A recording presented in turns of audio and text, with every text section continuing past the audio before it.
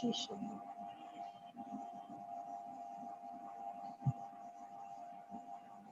Okay, welcome Dr. Gayathri. Mrs. Aminder, you can carry on. Okay. Hi friends, welcome to We Network. What, why, how? Informatics Times.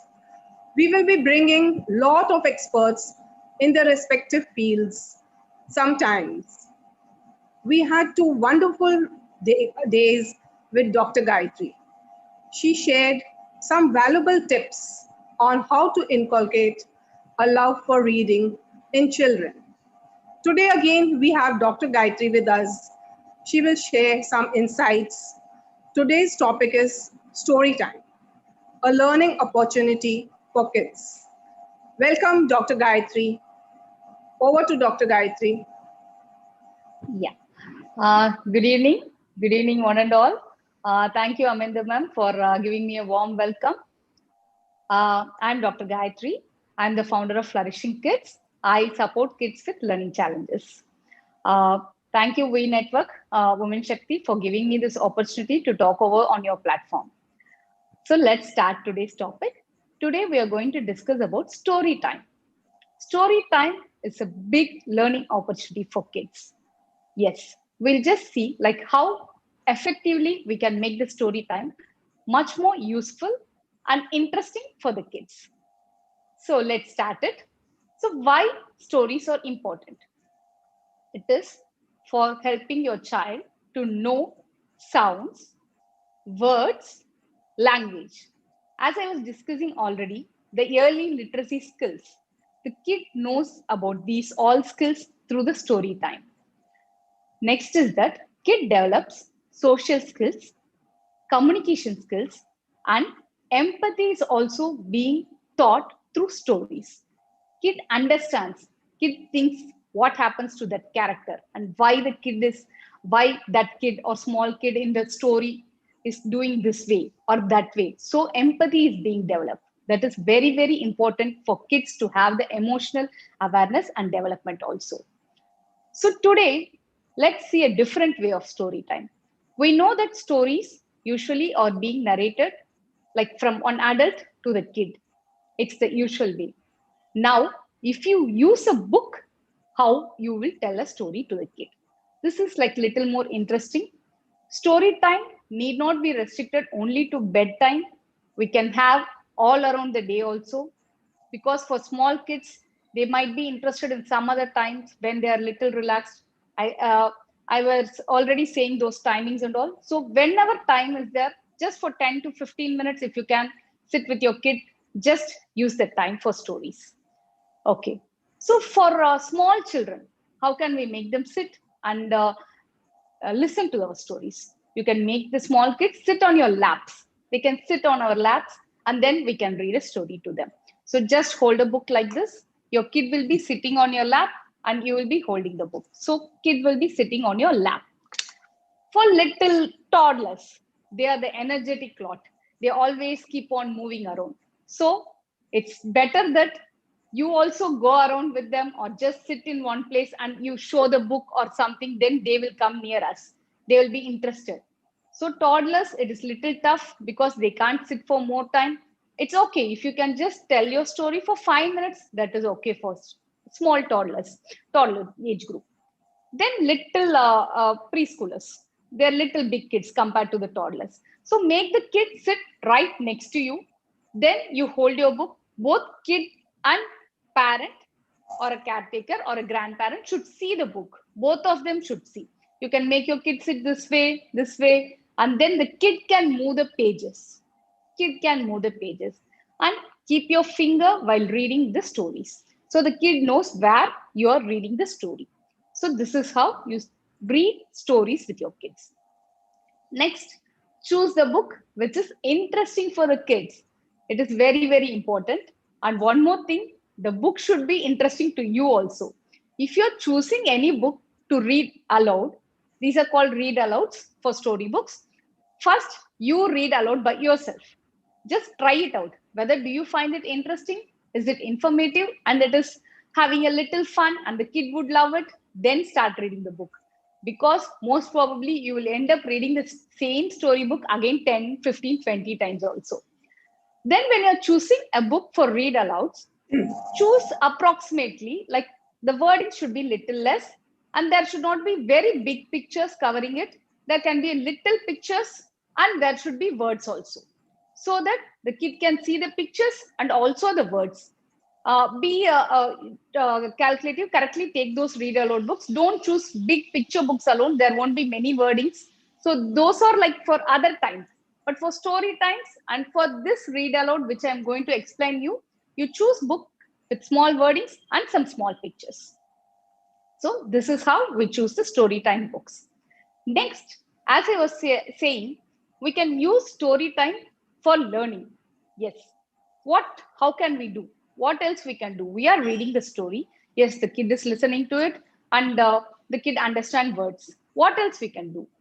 The main thing for any reading is understanding. The kid should understand the meaning of the print or meaning of the words. It's not merely the reading alone. It's also the comprehension, the understanding level of the kid. The kid should understand what they are learning, what they're actually hearing those words. So how else we can improve their comprehension level? That is what I'm going to explain you today. So there is a sequence called as peer sequence. P-E-E-R. What is the peer sequence? P stands for prompt. E for evaluate. Next E, expand.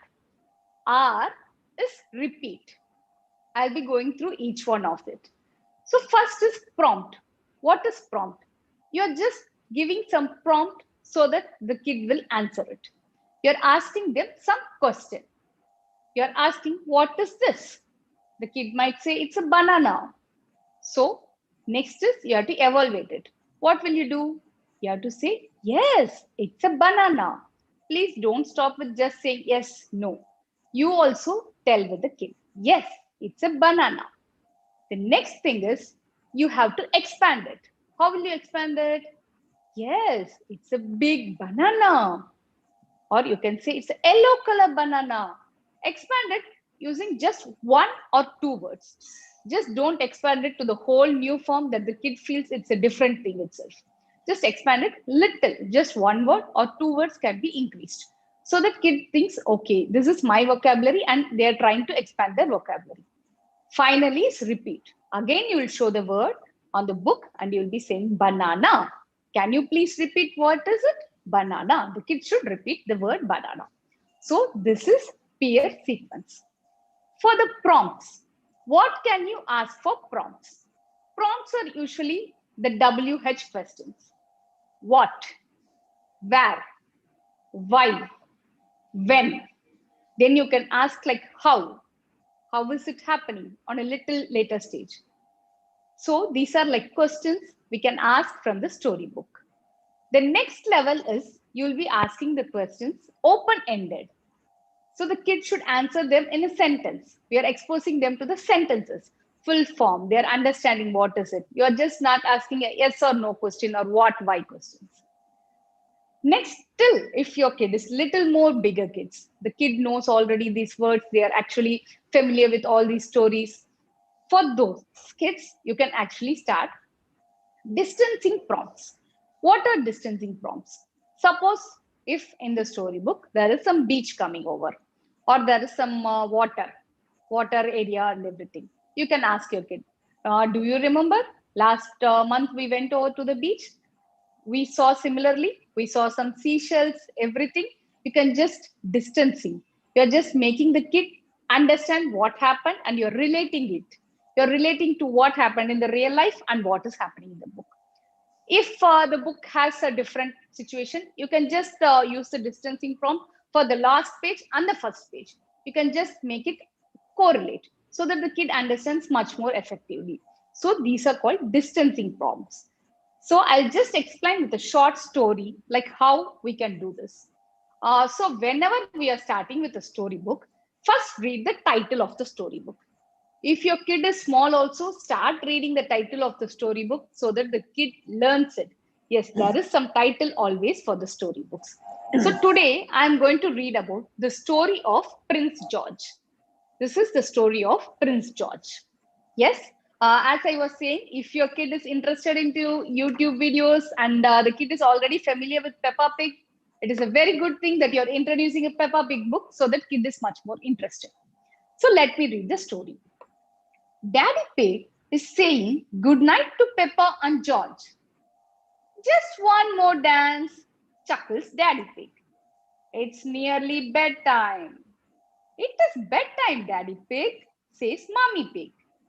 They're almost asleep, says Daddy Pig. So there is some conversation happening over here.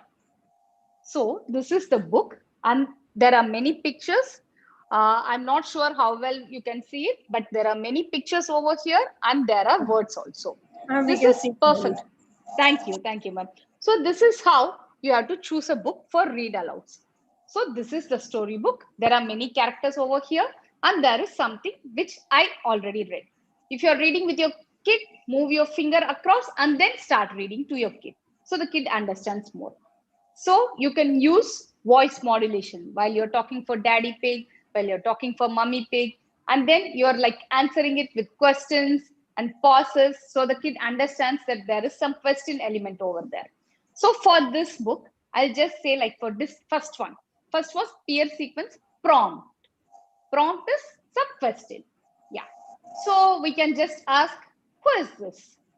This is Mummy Pig. Who is this? Peppa Pig. So we are just asking them who questions. So then you can ask, there are some toys over here. What are these? These are toys. Yeah. The kid can say, sometimes the kid will be able to answer it.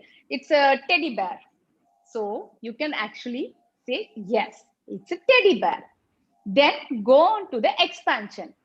It's a yellow teddy bear. You're introducing the color. It's a yellow teddy bear. So finally ask the kid, repeat. What is it? Yellow teddy bear. So whenever you're reading, you're using all these elements. So the kid understands much more better. The kid understands what is happening in the story. And it's not like a monologue where you only tell the story. You're involving the kid also into our story time. So kid will be listening what is happening. For little bigger kids, you can actually ask like, what is it they're talking about bedtime? Do we have bedtime? Yes. Mama and daddy, mommy and daddy has given bedtime for you. Which time you have to sleep? That is the bedtime. See, they are playing still. What should they do at bedtime? They should pack all those toys. They should keep them inside. So you're actually telling them a story and you're asking them, what is it, everything. So you can again ask like, which is the time? When are they playing actually? When do you think they are playing? The kid can say, like if the kid knows the timing, they will say, it's late night, it is 11 o'clock, they are playing. So kid can understand much more better. So according to your kid's age, start asking them small, simpler questions like which I told now. These are like for comprehension to make the kid understand much better. You can even ask like open-ended questions for this situation. You can ask, why do you think they're still playing? Why? Why are they not in bed? The kid can say, tomorrow is Sunday, it's weekend. So the kids are still playing over it. The kid can understand much better. They are actually exploring themselves through these characters. So this is how we read small storybooks with kids. This is the next level in which kid understands the story in a deeper context and they're understanding all these questions. They're understanding the comprehension level, even at small young ages. So let's try out these with your kids and let's check it out. Learning always happens. And not only when the kid actually reads A, B, C, or the words or which we think, learning happens everywhere for the kid. We are here to give them opportunities so that the kid can learn more. Thank you. Thank you so much. Very informative, Dr. Gayathri. Really Very nice, no? Thank you, ma'am. Yeah. Okay. Okay, Purnima. Yes. It was really, really very, very inspiring. Like, you are not only teaching, actually, you're not only saying the parents how to teach them, you're actually giving a way to make their lifestyle. You were just in just in 10 minutes, we understood how to, make the children understand a living, understand the lifestyle, how should they live, streamline their thing. It's amazing, Dr. Gayatri. It's really amazing. I was wondering how could you do this in such a in 10 minutes you have done all these things. And yesterday Yeah. also, like, I am not really a person of learning and everything. I really fall in love with the rhymes and everything, and I wanted to teach kids now. I said, fine, okay, this is a nice Yeah. way. I thought, okay, let me try this with somebody. I have some kids around me. Let me try this. Okay. It's just very nice.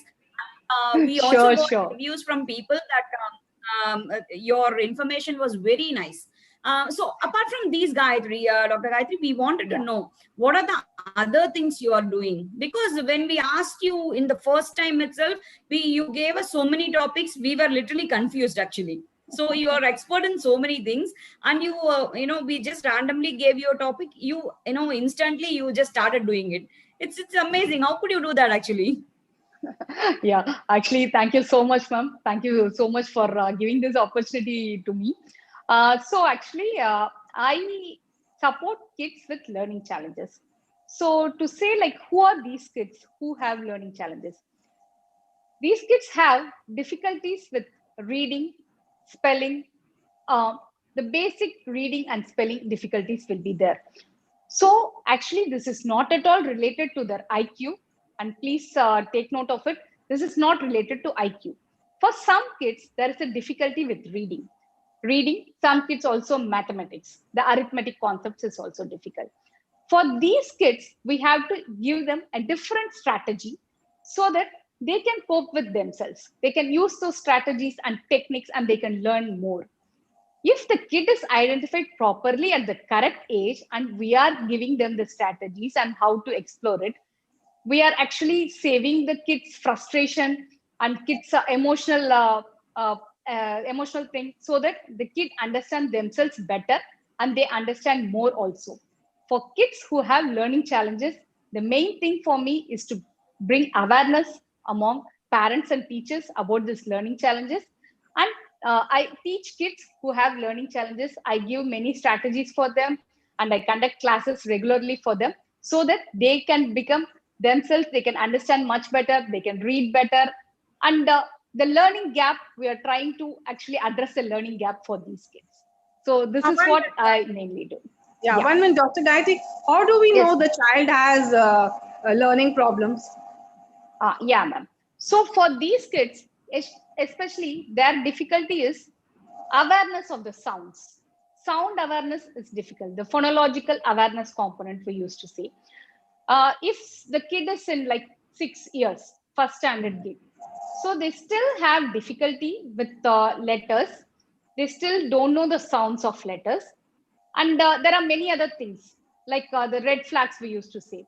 The kid always confuses with the sequence of events. Suppose you say to the kid, go take your bag and take the science notebook and open the page 300 and it's a science book, open the page, the 31 page, the kid will become confused. The sequence of events, order of events is very, very confusing for them. Okay. For little bigger kids, you can actually see confusion with visual confusion, the B and D letters kind of confusion, auditory confusion. They hear the same sounds, they have difficulty to understand the sounds like whichever I'm saying, B, D sounds. They are like similar for them. They have those confusions. And they actually, when they are reading, they always guess the words.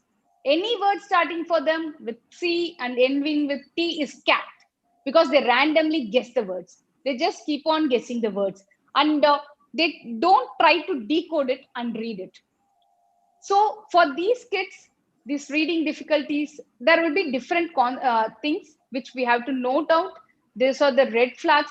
If your kid is having these confusions and still they are having difficulty, if the kid is like around 5 years and still 5.5 years, the kid is still having difficulty with this visual confusion, auditory confusion, and they substitute letters sometimes, they omit letters sometimes, and they read flat reading. For bigger kids, we can see it is always a flat reading. There is no pauses, there is no questions or anything. These kids have learning challenges. We have to address them correctly at the right time. Yeah. Okay. Okay. Yes.